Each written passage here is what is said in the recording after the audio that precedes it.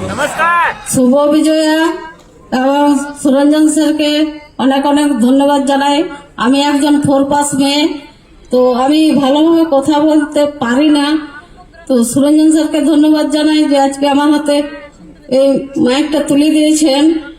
কিন্তু আমি আজ 1 বছর আগে মাইলেক খাই না মাখে না পরে আমি সেটাও জানতাম না, কিন্তু আজ 1 বছর আগে আমার অফলাইন সিনিয়র বুদ্ধদেব স্যারের জন্য একটা বিপ্লব চাইব, যিনি আজ আমার জীবনটা অল্প হলেও পরিবর্তন করে দিয়েছেন। এবং গোপাল স্যার প্রতিনিয়ত আমার সাথে মাঠে নেমেও বা ফোনে কথা বলেও আজ প্রচুর সহযোগিতা করেন, তো তার জন্য একটু বিপ্লব চেয়ে নেব। তো তার আগে আমি বলি যে এর আগে তো আমার জীবনে বেঁচে থাকার মানেটাই ছিল না। আমি একজন বিধবা মহিলা, আমার 2টো ছেলে আছে।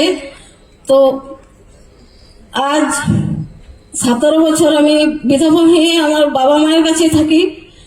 তো তারপর আমার পেশা ছিল মাঠে খেতে গোবর কুড়ো এবং মাঠে ধান হইতাম। তারপর কিছুদিন পর একটা মহিলা এতে কাজ পেয়েছিলাম, তো সেখান থেকে তেমন কিছু আসতো না। তো একদিন আমি আমার ছেলেদিকে হাতে 10 টাকা পয়সা দিতে পারতাম না, সবটাই দিত আমার মা বাবা এবং আমার ভাইরা। তো একদিন একটা সাইকেল খুঁজছিল, তো সেদিন আমি আমার ছেলেদেরকে একটা সাইকেল কিনে দিতে পারিনি। কিন্তু কাজ 1 বছর আগামী 2024-এ 30শে জুন সুভাষ স্যার আমাকে দেখিয়েছিলেন প্রোগ্রামটা। তারপর আমি 1 জুলাই জয়েন করি। তো 1 জুলাই জয়েন করার পর আমি এইখান থেকে যে সম্মান পেয়েছি মানে বলার ভাষা নেই। তো কি বলবো, বলার কোনো মানে বলতে পারছি না। এত অ্যাচিভমেন্ট, এত সম্মান, এত ইনকাম।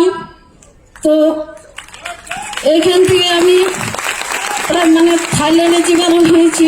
একজন 4 পাস মেয়ে, কোনো না জানে লিখতে, না জানে ভালোভাবে পড়তে। তো আমি অফলাইন সিনিয়র লিডারদেরকে প্রণাম জানাই। তো কি বলবো, বলার ভাষা নেই। যদি আমি 4 পাস মেয়ে হয়ে একজন করতে পারি, তো আপনারা প্রত্যেকেই করতে পারবেন। তো